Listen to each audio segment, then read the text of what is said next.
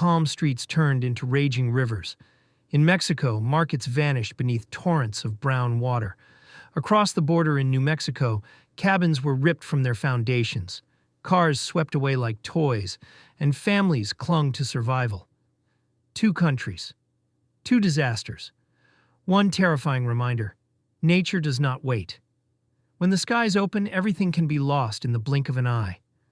August 17th, 2025, Aguascalientes, Mexico.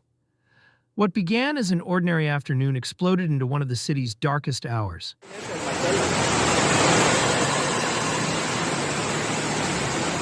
Within an hour, violent storms unleashed pounding rain and fierce winds that transformed neighborhoods into rivers of chaos. Streets once buzzing with workers and shoppers became unrecognizable landscapes of destruction. Cars floated helplessly, children were carried to higher ground, and entire markets drowned in churning floodwaters.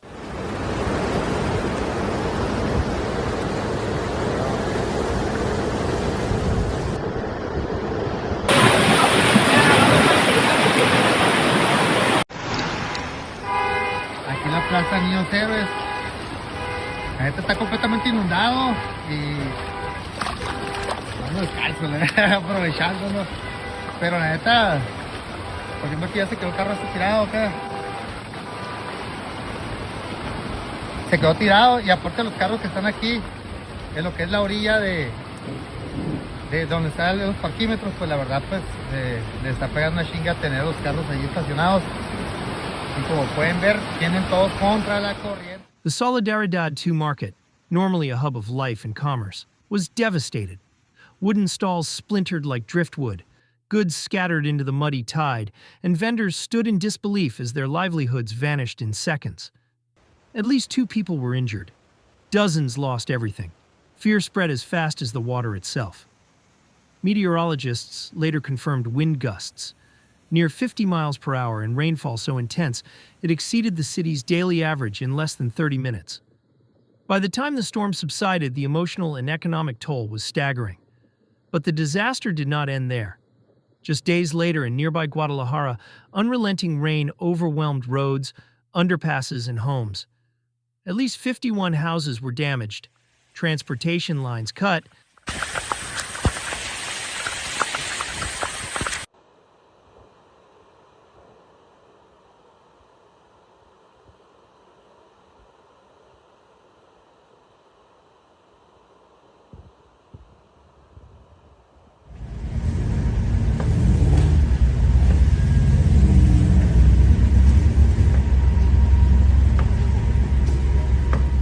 and neighborhoods left in chaos.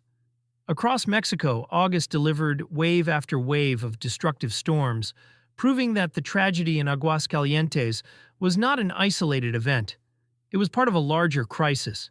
Meanwhile, north of the border, the United States faced its own catastrophe. In Ruidoso, New Mexico, a community already scarred by wildfires was struck by back-to-back floods in July and August. Burned hillsides could no longer absorb rainfall, turning every storm into a deadly threat. On July 8th, more than 30 homes were destroyed, and 3 lives were lost. By late July, another wave of floods swept through, and in August, the nightmare returned again. The Rio Ruidoso surged nearly 12 feet above safe levels. Cabins were ripped from foundations, bridges collapsed, and vehicles were carried downstream like paper boats. Entire neighborhoods were cut off. Rescue teams waded into debris-choked torrents, pulling families from stranded cars. Helicopters plucked residents from rooftops.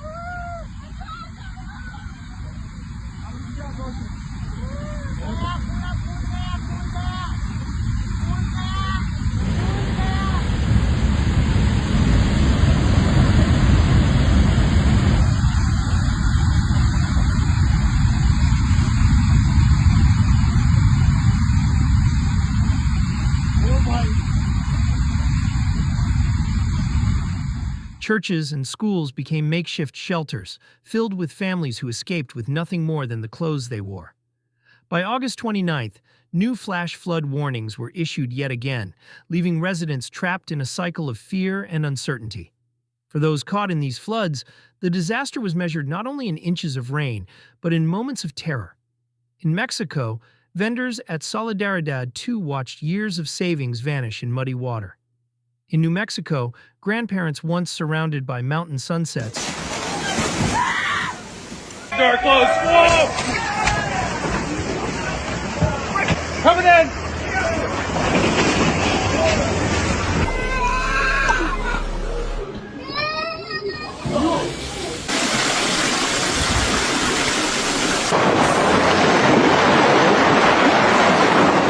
now sit in crowded gymnasiums, their homes uninhabitable, their futures uncertain. Children wake in the night haunted by nightmares of rushing water. Parents carry the weight of guilt, wondering if they could have done more, or how they will rebuild from nothing. Psychologists warn that these invisible scars will linger long after the debris is cleared. Ya se inundó, señores. ¡Vaya verga! Mira, mira, agua. ¡Agua! Modes. Mira, mira, mira. ¡Agua, agua, agua, agua! ¡Tsunami! ¡Tsunami! Hasta ahora nos llegó el tsunami.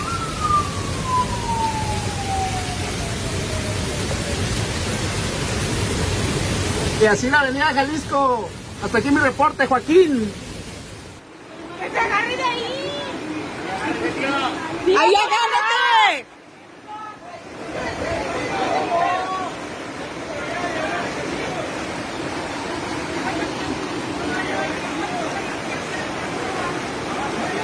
De uno macizo, tío.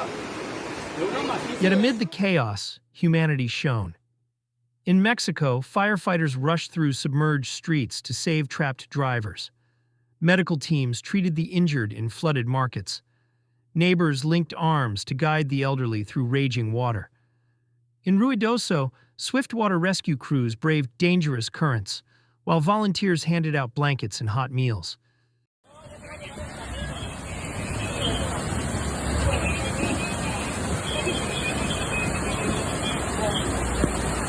Ah, ¿tiene gente ese carro?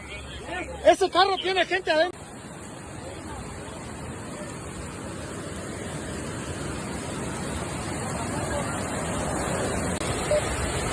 El E5, ¿cómo se encuentra? Voy a atravesarme tantito.